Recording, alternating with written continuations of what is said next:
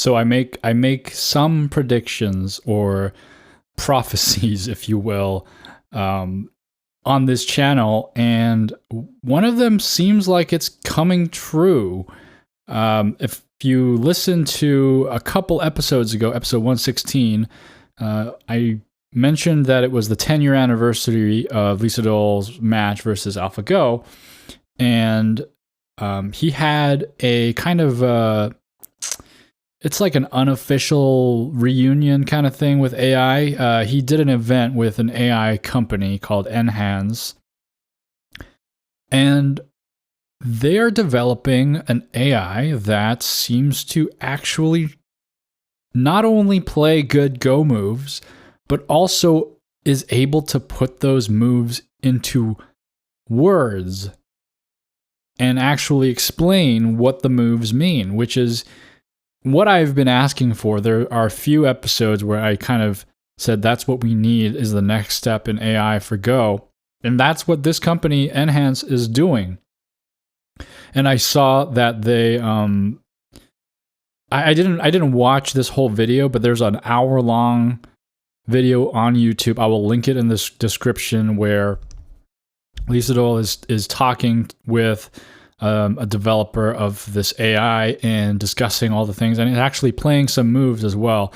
And I saw a brief clip where they flipped through a bunch of English content, and I wasn't sure exactly what they were doing that for. I guess they also tried to train it in English. I'm not really sure how that works, because I feel like you would train it on like the language with the most material, and then have the separate translation function built in, or whatever. But I don't know. I didn't really look at it too deeply. I just kind of flipped through. But I noticed that Lee Sedol was surprised, like, oh, I didn't know there was that much English content about Go. Well, hey, Lee Sedol, I'm one of those contributors of English content in the world of Go. And yes, it is not as easy to come by here, but it exists, and a lot of us are passionate about it. But anyway, this thing, I saw a brief clip. Lee Sedol was playing a game, and he's like, you know what? I don't know what to do here. Let me ask what the AI thinks we should do. And he clicks a move. And by the way, the whole video is in Korean. However, there are English subtitles. I think they are maybe automatically generated. So, I mean, obviously it's an hour-long video. It has to be. So it may not translate everything very well, but if you want to watch, I'm sure you can understand a lot of what's going on. But essentially, he asked, hey, and you call the AI the 선생님, which is a teacher in Korean. It sounds like sensei, which is teacher in Japanese, basically the equivalent terminology, 선생님. And he asked, like, oh, let me ask the 선생님 what the next move is. And she thought about it for a little and said, oh, in this case, our black stones are getting under attack, so it's best to hug this white stone here and capture it safely, so that we can hold hands. And they did a little chuckle when it said, now, go ahead and courageously play your next move.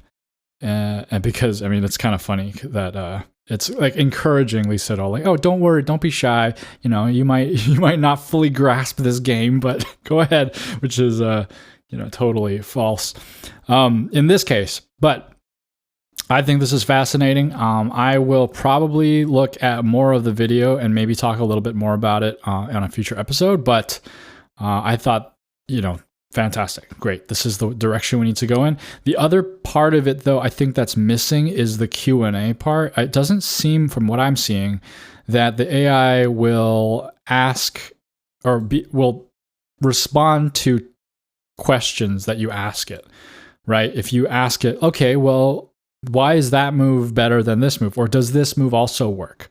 To be able to do that would be even better. I mean, this is already incredible to begin with, but that is really needed, right? Because when you get a game reviewed by a stronger player and they tell you this is the right answer, it's often really not enough to just be told what the right answer is. You also need to understand why your ideas are wrong.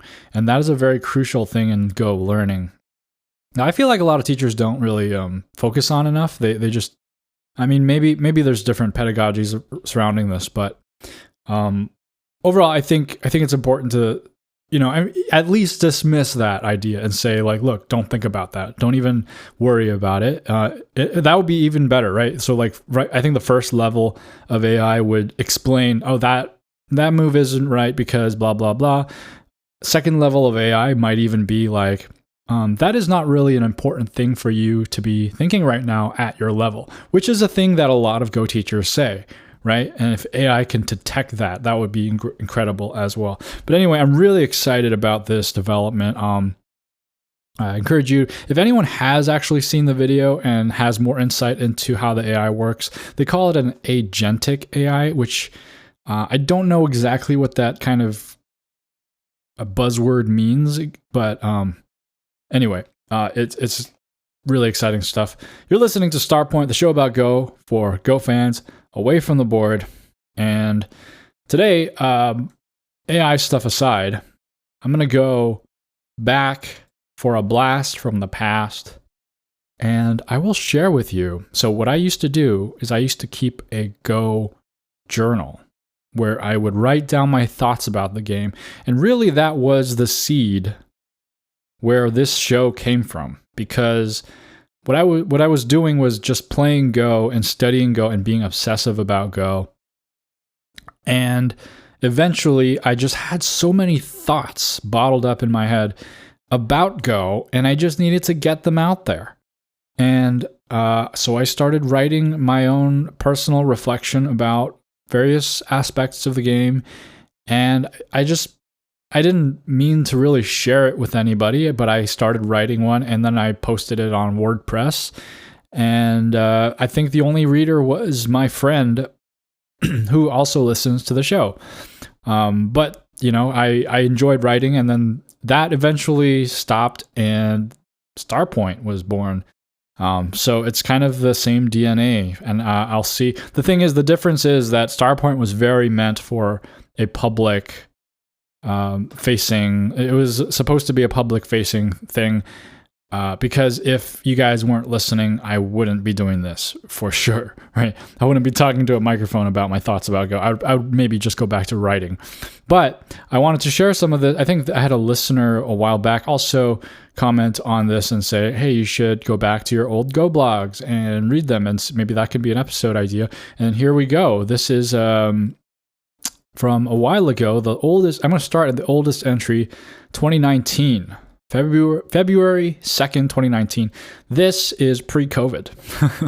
Wow, this is a long time ago. I'm just realizing how long it's been since I wrote this first entry.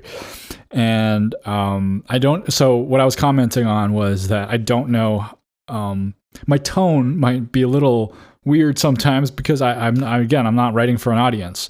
But we'll go through it and I will comment on it, and maybe I'll read a couple here, or just start things off. And if I feel like it, I'll do more in a future episode. But here we go. First entry of my Go journal, and it'll speak to why I started this as well. The title of this one is called 1 Stone, 2 Stone, 3 Stone. OGS 13Q, TieGem 15Q. So right off the bat, I wrote down what I was ranked at the time of writing the journal, which was great. I mean, that's a great idea. It's an amazing idea too. Not to pat myself on the back too much, but to keep track of what your strength is before, and like keep track of that throughout your journal entries. But I was an OGS 13Q and TieGem 15Q. Apparently, I was playing on TieGem. I stopped playing on TieGem. I don't do that anymore because every time I've tried to go back to TieGem, I can't find a game. Maybe it's different now, but I tried a few times, and I just don't like going to a server and then hitting play and then just sitting there. Because I'm already a little anxious about the game, and it's like you're just waiting to see. It's like, no, I got to go in and start playing, right? I don't like that waiting period. But anyway, I was a 13Q on OGS, 15Q on TieGem, and mind you, and I'll probably mention this again, but this is before the OGS rank shift. There was a change in the calculations a few years ago, which caused some people to rank up really quickly, because of the distribution of players. But just a side note. So here we go. I'm writing this journal to keep track of my learning in Go because I'm starting to realize how quickly you can forget what it feels like to be a beginner. When you first learn that you must make extensions off of your walls, it is not easy to grasp why. You kind of see how it can be beneficial to leap off a wall to grab a big point, but it's not very apparent. It is useful to keep these principles in mind as you play, and you will experience why the principle is true. So I you know what's funny? Whenever I listen to one of my podcasts, I used to do it a lot to kind of proofread. I've kind of skipped that. So if you guys hear anything weird or like long gaps of silence or overlapping audio, let me know so I can fix it. But I've gotten pretty good at just kind of like making sure the editing is tight and just not make those mistakes. But whenever I have listened to my own thoughts, my brain does this thing where it starts to jog in the same like frequency. And even though I don't remember what I'll say next, my brain will form the exact same thoughts over again. And this is a very trippy thing, and I'm doing it right now. When I'm reading this journal, after I read that, I know what I'm going to say next because my brain is already like connecting the same exact neurons to make the same point. And after reading that first paragraph, well, I'll maybe let my past self explain it more. But before that, I'll just comment on this reason for why I started writing. As I started improving in Go and getting to new levels, I noticed how like you can't unlearn things and go back to knowing what it felt like before you knew something. That is true in basically every area, but in Go, I noticed it as a pronounced experience because it's just the knowledge of Go and how to play Go. It's just so baked into your bones that you just automatically see things and just say that's good or that's bad. And that's just a natural thing, a natural reaction that you develop over time. And then you can't go back to when you didn't know that. It's very difficult to relate to those beginners who don't know those things. And that's why it's kind of hard to teach Go. And I noticed this transition in my state of mind. And as soon as I started noticing that, I thought, you know what? I want to be able to track my mind through time and know where I used to be mentally and what I used to think of the game. And that's why I started writing these. But I will read more about what the next point is about, the keeping the principles in mind as you play, and experiencing why the principle is true. Okay, so let's say you learn a principle or rule of thumb like Hane at the head of two stones. It is definitely not very clear for the beginner who hears this for the first time why this is a good rule of thumb. They may be able to nod their head in agreement and make up some kind of reason in their imagination as to why this is a good idea, but in order to fully grasp the truth of the statement, they must experience it for themselves.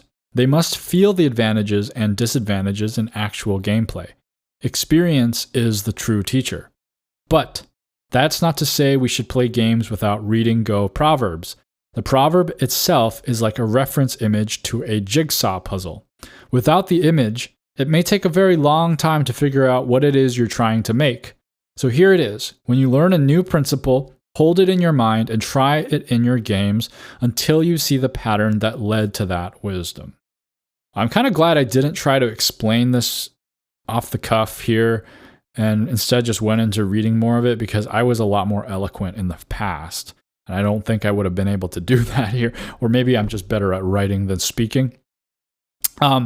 So I still very much agree with that. And especially, I think as you get more skilled in Go, you hear fewer and fewer proverbs to learn because you start to be able. You kind of get oversaturated and you've heard them all, kind of.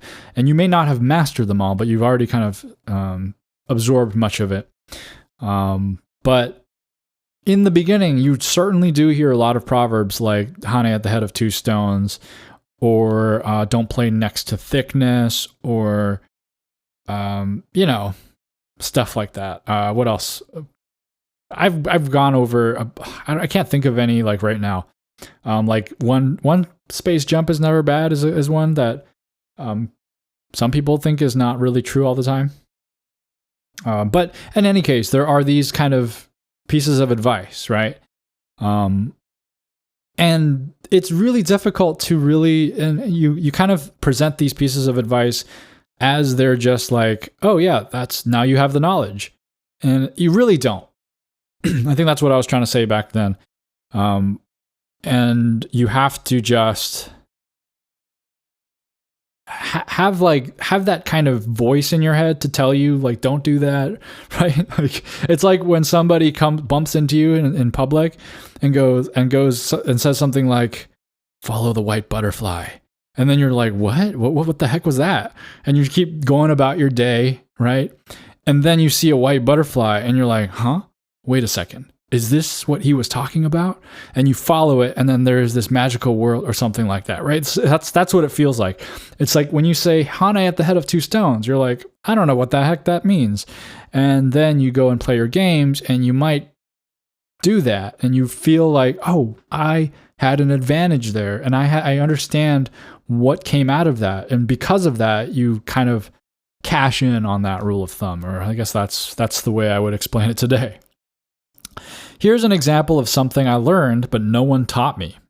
There is a difference between the strength of 1 stone, 2 stones, and 3 stones. This seems something so obvious that even players much weaker than me will scoff and laugh. But in gameplay, they will cut or Hane too early. I noticed that as my stones went walking, you can tell I've been reading Lessons in the Fundamentals of Go by Kageyama here. They exhibited different properties as I decided to push. I noticed 2 stones made it harder to cut me off. Then I saw the weaknesses of the 2 stone pillar revealed.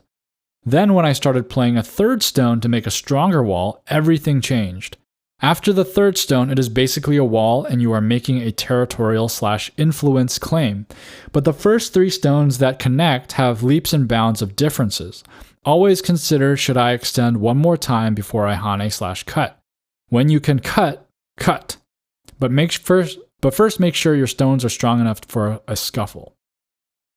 So this part is really interesting because this is one of those pieces of knowledge that is just baked into my bones, as I mentioned earlier, where I just kind of know, like instinctual. And it's like, yeah, okay, maybe some of you might be like, well, I knew that from the moment I learned what a liberty was. And yeah, that can be true, but you'd be surprised at what weak players do. You look at them and they just kind of, the way they play, they don't really seem to play in a way that understands the difference between 1, 2, or 3 stones. And because of that, and because it's such an obvious thing, or it seems like such an obvious thing, it's not something that we actively teach.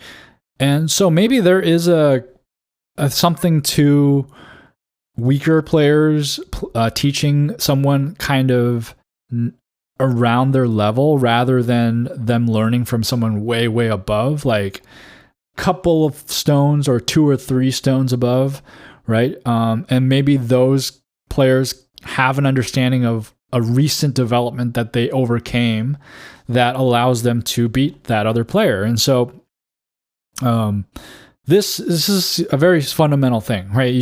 You have to make a good judgment call as to when to stop pushing, because your stones will have more or less strength based on how far you've been pushing, and you will need more or less strength depending on the situation you're in. And again, this sounds all very obvious, right? It's just like, yeah, obviously. But that's to me, to you. To a lot of people, it's not. And I think that's something, I've kind of put down like a landmark here to say, this is when I learned this difference. I know it puts me back in that state of mind of like when that was new knowledge to me, because I wouldn't really think of that as knowledge. It would just be like, oh, that's just Go, right? And I think that's just what happens. Last paragraph for this entry. I have noticed that my strength comes through like a ghost. When I win, I feel as if I did nothing all too clever. I am standing upright and they flailed about aimlessly and died. It is a very strange feeling. I've also noticed another thing about winning. It feels good. Really good. This was February 2nd, 2019. So, yes, winning does feel incredible. And I still relate to this feeling of strength coming through like a ghost, even though I haven't felt that in a while. But it always feels like that to me, where when I win, it's because my opponent messed up, and when I lose, it's because I'm terrible at the game.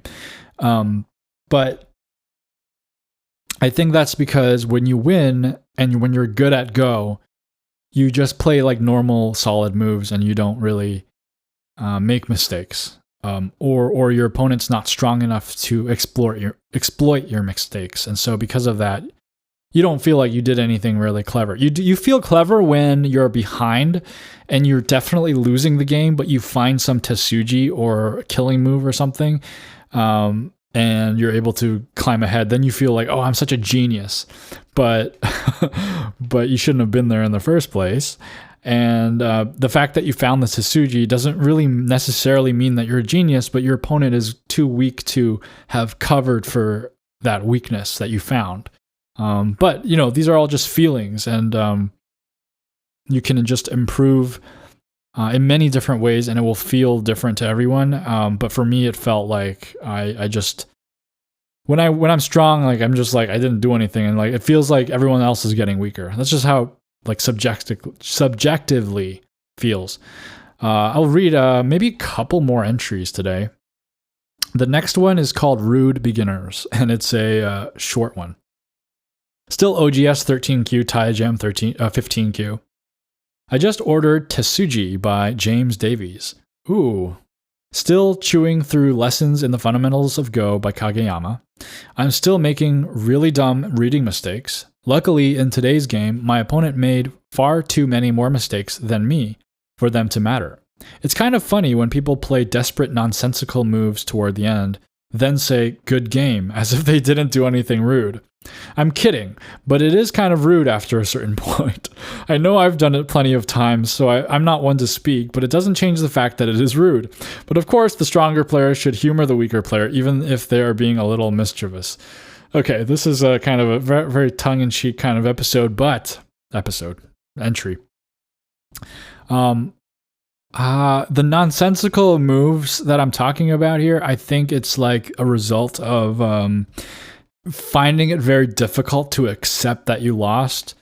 Whenever you watch pro games, you will notice the commentator at the end of the game, when one player has clearly won the game, the other player will not immediately resign. Obviously, not just because they can't accept it, but also, you know, sometimes things change, so you want to be sure. But there's a moment when the commentator usually says, okay, looks like so-and-so is processing their emotions and coming to terms with the loss now, right? And that is a real thing that we have to do. And it may manifest itself in different ways. I think a pro player would be less likely to go and play nonsensical moves towards the end of the game. And they would still play to the, you know, high quality of that they are known for, but they will just take some time to, you know, they might just kind of play the routine moves. But for people who are at the 13, 15Q level, that might manifest itself in nonsensical moves. And you're just thinking like, okay, I can't accept this loss, and you can't emotionally move on from this game. And what happens is you just play like these crazy moves like, what if I did this? What if I did that? And from the other side, it may seem kind of like, come on, dude, like, what are you doing? Like, why are you putting a stone in this clearly alive group? Why are you like wasting my time? And that's maybe what I was feeling, but I don't feel that way anymore. I don't think that I see that kind of behavior this way. Maybe it is my level, right? Maybe you don't see it. It's not as common. But I think if I were to see that, I would just kind of see it as like, oh, this person's just like, you know, he's processing, right? He's processing the result of this game. And you know, it doesn't hurt to try, right? Sometimes those things can work. So I wouldn't really consider it as rude anymore, but it's kind of a funny little entry here. I also want to make a comment about the dumb reading mistakes. Believe me, I still make dumb reading mistakes, but I think that the teen cues are really about rounding out your reading mistakes and kind of cutting your teeth in that painful area of losing games from reading mistakes. Because I think as you get more skilled and you go up the single digit cues, you start to those reading mistakes come fewer and farther in between. And then also the mistakes that you make via reading tend to not overturn the entire game, I think. And so you just kind of focus a little more on strategy, a little more on like the complex reading, and they're not really reading mistakes. Maybe you didn't see something, right? That kind of thing. But the really dumb reading mistakes is a very painful era. But it's also really fun because when your opponent makes them, you're like, haha, and then it's just really fun to win that way as well. So that was February 4th, 2019, a couple days after the previous entry. And I think I'll finish with one more entry today. I'm having a good time, so I think I will continue this series as I'm recording this. I'm feeling like I'm reminiscing a little bit. I hope it's enjoyable for you guys as well. This last entry I'm going to read today is called Blunderful, which is when I was again OGS 13. And TaiGem 15Q. My games are blunderful. I make horrifying blunders, but I win because their blunders are small and frequent. Though my blunders are horrifying, they are somewhat rare. My stone-by-stone play is more solid than that of my opponents. This is a common experience at my current level. Well, I'm trying to process what I said here. I said I make horrifying blunders, but I win because their blunders are small and frequent. Okay, so I'm saying that my big blunders are not bad enough to outweigh my opponent's many little blunders, which that's really Go, right? Go is it's the long game. You have to be consistent throughout. I have won my fair share of games where I've made a despicable mistake, and yet I was ahead enough that it didn't matter. I have won my fair share of games in that regard. I've also lost many games because of big blunders, but I think that this just kind of reflects the level of play, like I kind of previously mentioned. I'm noticing that many of my previous blunders are no more. I once thought to myself, how can I train my eyes so as not to miss those awful hidden Ataris? I think my eyes have improved, but more so, I think that something has happened in how I put down stones that prevents these situations. I no longer make chains of 2 stones ready to be cut and killed. Thus, I don't have to be on the lookout for those cutting points. I'm better at avoiding dumpling shapes, so I have to be less cautious about one of my clumps getting choked into Atari. I am much more conscious of the weaknesses of a 3-stone wall and the nature of a 1-space jump from it. I calculate my connections, whether they are Kosumis or a 1-space jump off a 2-stone wall. If it is a knight's move connecting my groups, I make sure that the cut doesn't work. I immediately think, can he kill me if he strikes at my waist? Well, I think that listening to this paragraph, you might think I'm an excellent Go player, but I am 13Q on OGS and TaiGem 15Q. And so I'm developing, right? And I'm conscious of my own development, it seems. But I think I agree with a lot of the how to get over blunders is really one part reading and one part being able to not blunder by reading, and the other part is to not put yourself in a position where that blunder is going to blossom. I don't know if blossom is the right word. What does a weed do? Does a weed just grow out of the ground? I guess. So those blunders too grow like a weed. Okay, this is bad. But what I'm trying to say is weak players kind of reap what they sow. They reap what they sow. We all reap what we sow, but weak players in particular sow blunder-filled fields. And as they play, there are many ways to blunder because you have these weak shapes and you have these kind of like gotcha moments where if you're playing in a weak way and you're playing weak shapes all the time, well, you're going to have more weaknesses. And if you have that many more weaknesses, you're not going to be able to cover all those weaknesses. And that's why I think some of those weaknesses will eventually blossom. I'm going to go with that again into blunders. And the stronger player, may actually see that blunder and be able to prevent it, but they will also have better soil and not have those blunders even possible. And so that's what I'm communicating here. This is the common theme of what is in my mind as a 13 to 15Q player. Previously, it was whether enough of my groups have enough space for eyes. It was constantly reminded of me to look for space for two eyes, but it was really hard to grasp while using most of my brain watching out for basic Ataris. Even then, it was hard to know just exactly how much space you need for eyes and whether or not a particular shape was an eye, a half eye, or a false eye. Even now, I am struggling a little. So this paragraph definitely captures a lot about like how I saw the game and what I struggled with and how it's changed over time.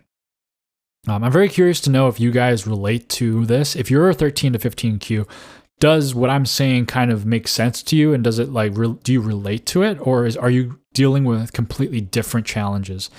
I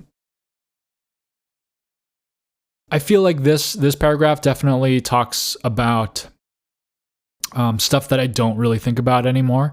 Like to watch out for basic Ataris while looking for space for two eyes is definitely not something that is conscious anymore for me. I think that as you play, you have this intuition that tells you enough space for two eyes or not.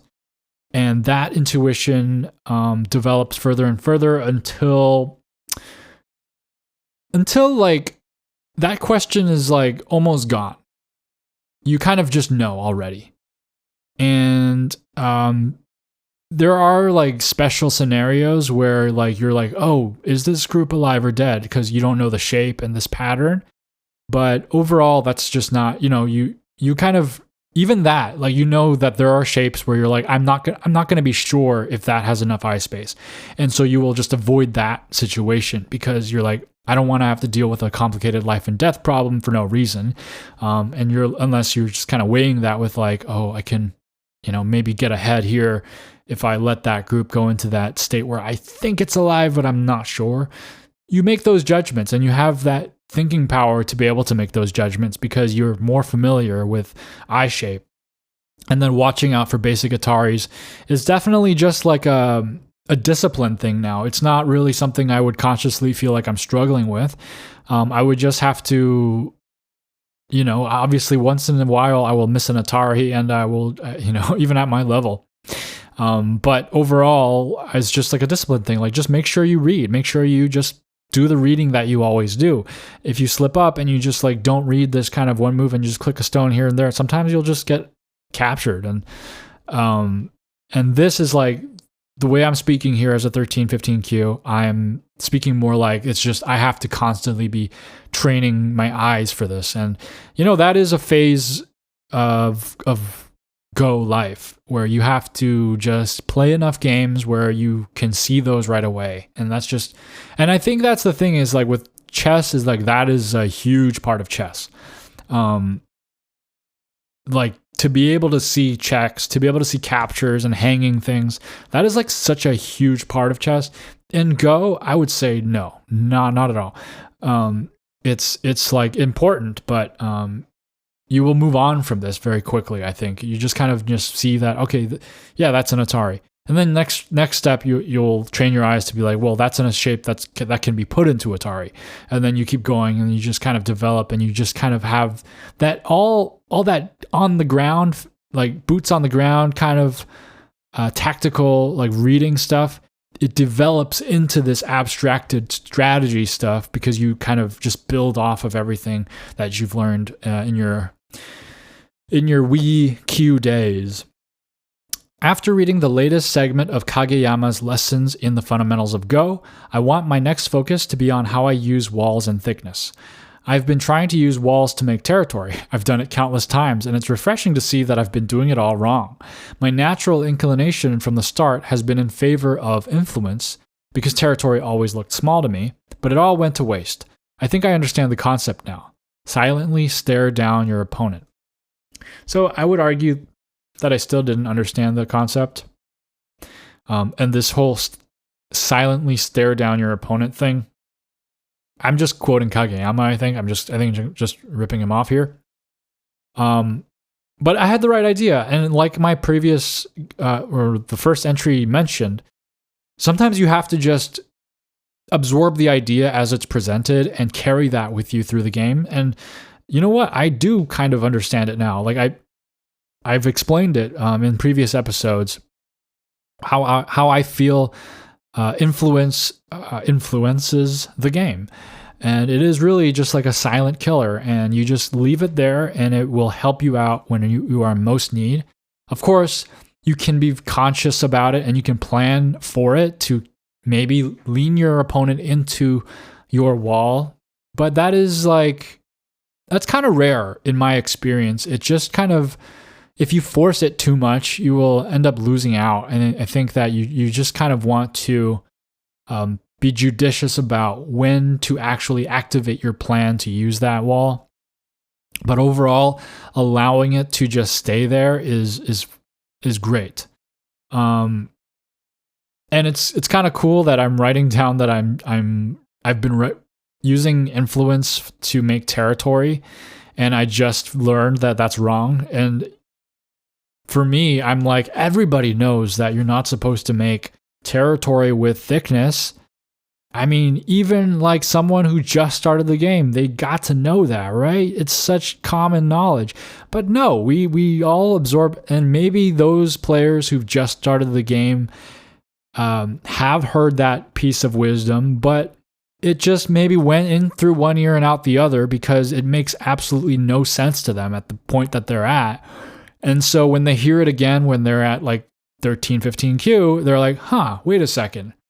Are you kidding me? Is that what you're really supposed to use influence for? Because at this point, they're like, they know what influence even means. So they're able to process that. It's like you're trying to tell a toddler that, I don't know, the moon orbits around the earth. And the toddler's like, moon, great. I like moon. And then as they grow older, you're like, the moon orbits around the earth. It's like, everybody knows that, right? And it's like, wait a second, what do you mean the moon orbits around the earth? Right? I thought it goes into the sky and then back out of the sky, right? And then they start understanding. But in the beginning, when you just said that to them, they didn't understand what that meant.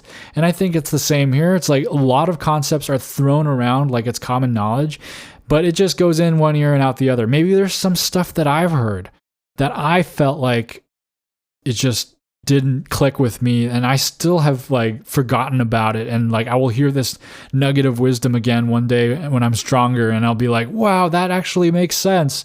Why didn't anyone teach this to me? And then they'll go, yes, we actually said this many times. Or I'll see things, I'll read things that I've read before, and it'll be right there in front of me, right? I think that happens a lot. But yes, if you are at this stage where you're, you know what influence is and you know what territory is, and you're using the influence to make territory, that's generally regarded as not the right way to use influence. So maybe someone clicked right now, but yes, that is the end of that entry, which was February 5th, 2019. I wrote these things pretty often during this time. And it's kind of cool. It's kind of cool because I feel like I'm reading like these moments when I learned these things that I've just carried with me in my body for the longest time. And it's like, I feel like I've never known a time when I didn't know these things. But it's really cool seeing these entries that describe when I actually learned this stuff. So I've really enjoyed this, and I think I'm going to do more in the future. I hope you enjoyed it too. I think there are a lot of benefits to keeping a Go journal. I'm someone who loves to do that and just kind of keep record of my experiences. And so I also keep my SGFs, and in fact, I also record some of my favorite SGFs with a paper and pen Kifu notebook. But yeah, if that's, that's one thing, right? To just keep record of the actual games you play. Another thing, to keep record of your thoughts is very valuable. I think to keep record of how you've been learning, and it's always, I think it's just a good way to reflect as well. Keep, allow your brain to process what you've been experiencing. So I highly recommend it if you have any inkling of like, I want to record my Go journey and know what I've been through. Because a lot of people, they lose hope sometimes. They forget why they play Go, and they forget what it feels like to learn and things like that. And I think this is a great way. And shout out to Buzzsaw, because I know she has kept a very extensive and thorough journal of her Go activities for a very long time. You should check out her blog as well if you haven't. I'll link that in the description as well today. But now it's time for the DDK Advice Corner, and the tip of the day is nearby stones matter. Now, what I mean by this is sometimes you will have like a little scuffle where you cut and then you fight a little bit, and then it's kind of settles into a place where someone can tanuki.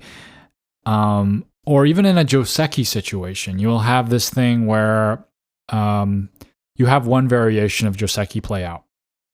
And then stones get played around that area. And it doesn't seem like it changes anything, but they do very often change things. If you study certain Joseki, if you study certain life and death problems, a lot of them will actually say, if there's a stone here, this is possible. If there's a stone here, this is not possible. And so don't just look at the local area of fighting, local area of contact for the possibilities. The things change over time. And I think that if you're a budding Go player, you will realize that you will read something out and think something has been defined, and you know the situation, and you will play the rest of your game only to realize that that situation has changed, because every stone emanates influence and power. So something that wasn't possible before may be possible in the future, depending on the stones that you have around it. And I would say just keep an eye out for that and pay attention to how nearby stones of a situation affect that area and what possibilities it opens up or denies. And now it's time for listener mail. Martin writes, I solved the Rubik's Cube without anyone showing me how. I was a teenager and bored. Well, that's incredibly impressive. I'm in awe, because I don't think I've met anyone who's able to do that. And if you're able to even explain to me what your thought process was, because if I were to sit there with the Rubik's Cube, I would probably just trash it. I would throw it in the garbage. Actually, I would rip it apart and then throw it in the garbage, because I don't think I could do that. I could barely solve those slider image puzzles. I can maybe figure it out after a while, but man, those are hard too. And those are much easier than just solving a Rubik's Cube. Thanks for sharing, Martin. Alter B writes, I wanted to make a comment on the AI episode. Although AlphaGo was trained on human games, AlphaZero, which completely creamed AlphaGo after around 8 hours of training only played games against itself, so its knowledge was generated strictly by alien intelligence. It was not guided by human experience. I thought I talked about AlphaZero in that episode, but yes, that was also another thought I had, and I thought I talked about in relation to ChatGPT, because Go, it's just a truth-focused thing, right? That AlphaZero is able to just analyze the rules and just logically map out the truth for itself. It doesn't need to be taught. It's just like you're letting this little AI guy go out into this Go board and just figure everything out on its own. And it's like boom, boom, boom, boom, boom, boom, boom. Okay, this is how it works. With ChatGPT, you can't really do that because English is social and contextual. English language is it is a way to express truth, but the words themselves even have. I mean, it's just harder. It's just harder. I mean, like, look, let's say that we have truth, but it's not in English, right? Maybe that's what the AI needs to do first: is be able to figure out truth without using words, and then use words to describe what it has figured out. And that's why this thing is so cool with the Enhance AI thing, because that's essentially what that is. It's just the AI is figuring out the best moves on the board, and then also it's bridging that gap to say, like, how do you explain that, right? But ChatGPT is really, it's not doing anything like that at all. It is just looking at the words and going like, looks like these words usually go with these words. And that's usually seen as true. So I will say that. So it's completely different. You can't, if you were to make a ChatGPT 0, it would create its own language. It wouldn't be in English. And it would just be like, blah, blah, blah, blah. It was like, beep, beep, beep, beep, 24 something exclamation mark. Of course, it's a very silly expression of what a self-trained large language model would be like, but that's what I think, right? Because the thing is that the ChatGPT doesn't actually know what a tree is. It only knows what people say about trees. It has never seen a tree, right? It hasn't gone out and actually seen a tree, felt it, and done experiments with it and seen it grow out of the ground. It just knows that because we talk about it. We say trees grow out of the ground.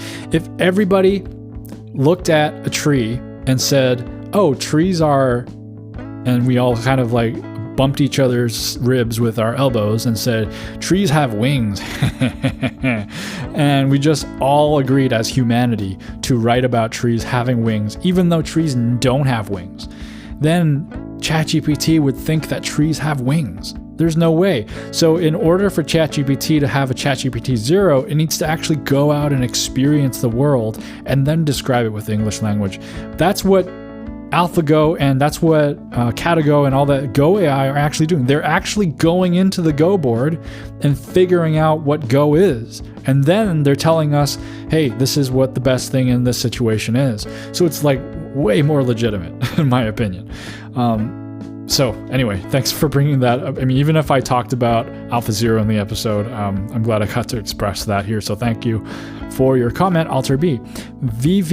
Vivapi says, adding to the above, AlphaGo Lee was trained on strong amateur games from Internet Go servers, not professional games.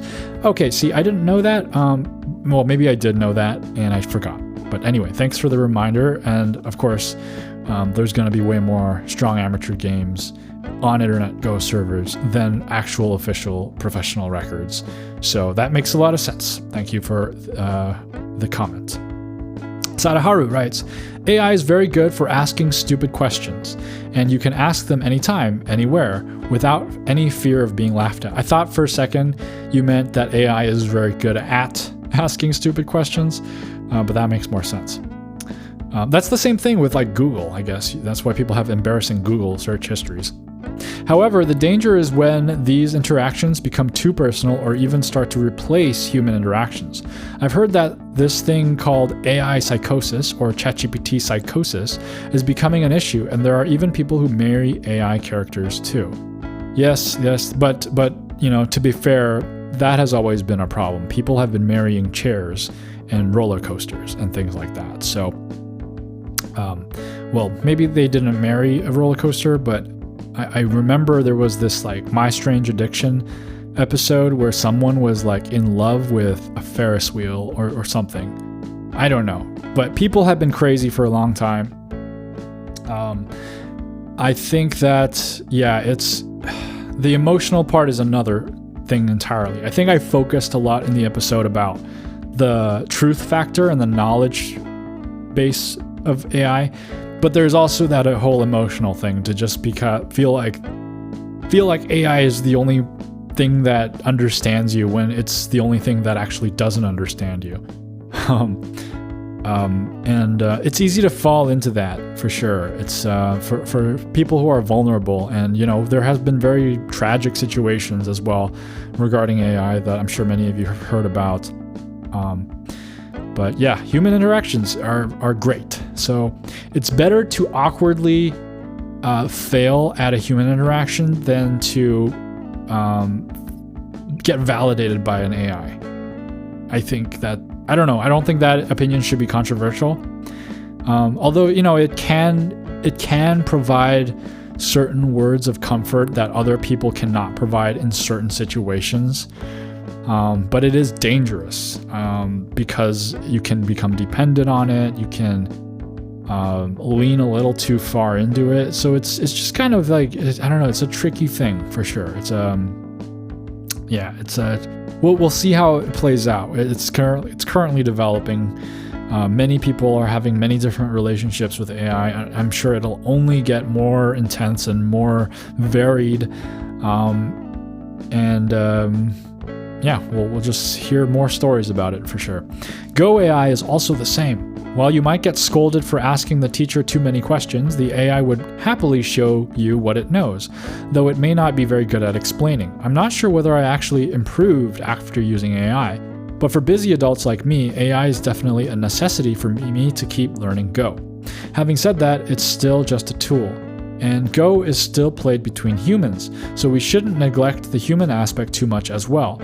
Reviews should still happen through the players talking to each other and sharing their ideas rather than each of them going back and checking the AI. Yes, that's something that's really, that would be a shame, right? Instead of having people talk about the game afterwards, you go back and it's like, dude, like, why are you playing Go? Right? You're playing Go to have this bridged human connection and share this space where you can kind of converse with the other person and have this experience. It's like, imagine two people going to the movies. They go to the movies, they have a great time, and then instead of talking about the movie, they go open their phone and see what the ChatGPT thinks about the movie and talk to them about it. It's like, wow, what the heck? This is a great point. I also don't know if I actually improved after using AI. I think I improved most when somebody taught me what AI taught us. That's, I think, where I improved. But actually using AI, I mean, it's just like, you're just kind of like in a state of like, I gotta know, right? Like when you play a game, you're like, I gotta know if that's a good move or not. And then it's like, you're just kind of like, do you really need to know if that's a good move? Or do you need to think a little bit more about your game? I think those are two different things. And I think that's kind of the point I made a couple episodes back with problem solving, where you kind of just turn your brain off and you start trying to solve every problem via AI instead of developing your brain. And so, I very much agree with all these points. I thought you were going to talk about how people play against AI instead of playing against people, which is also a problem. But again, I've said my thoughts on that, which is that it's better for people to start playing AI and then get into Go rather than just be like scared of people and just never play Go at all. But the whole goal should be human games of Go, because that's what we're all here for, okay? That's what we need more of. When I say keep playing Go, I really mean keep playing Go against people. But I'd rather you stay and play against AI than to not play at all. That's just kind of what I'm saying. Anyway, thank you all for your lovely listener mails. If you want to, actually, I'm skipping the question of the week. The question of the week this week is, Have you ever kept a Go journal or a journal about anything in general? Do you see value in keeping a Go journal? And what did you think of the ones that I read today? If you want to share your thoughts on that question, or if you have anything else Go related to share, leave a comment wherever you found this episode, or email me directly at starpointbaduk@gmail.com. That's starpointbaduk@gmail.com. If you're a YouTube listener, I would greatly appreciate a like and subscribe if you haven't. If you're a podcast listener, reviews and ratings also help. A very special thank you to James B., Brendan S., Tristan, Jeff H., Tyranaton, and Andrew P. for supporting Starpoint. If you want to support the show in any capacity, you can go to ko-fi.com/starpointbaduk, that's ko-fi, or check out the Starpoint store at store.starpointbaduk.com. And come on over to the Discord, link in the description. So I went to Go Museum. Really exciting. I love Go. I love museums. And when I went, the first thing I saw there was a Go board. And I asked the museum director, okay, well, because I didn't see anything like labeling or anything. It's just a Go board, right? And I'm like, hey, what's the significance of this Go board? And the museum director said, no significance. It's just a Go board. And I'm like, okay, well, I mean, it's fair enough. It's a Go museum. You might as well show the people what a Go board looks like. Okay, next I see some Go stones. Same situation, no plaque or anything explaining anything. And so I was like, what about these? Like, what's up with these? Are these like special? Like, what did somebody interesting own these? And then he said, no, they're just Go stones. And I was like, okay, some museum. It's a little small place, and it's like I'm kind of running out of stuff to see at this point. Finally, I see yet another Go board. And I'm like, okay, so another Go board. And I almost didn't want to ask, is there anything special about this one? But the director said, no, this one is special.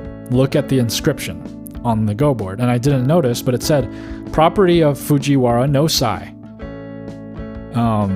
And I was like, oh, okay. So it's like, if you don't know, Fujiwara no Sai is the ghost from Hikaru no Go.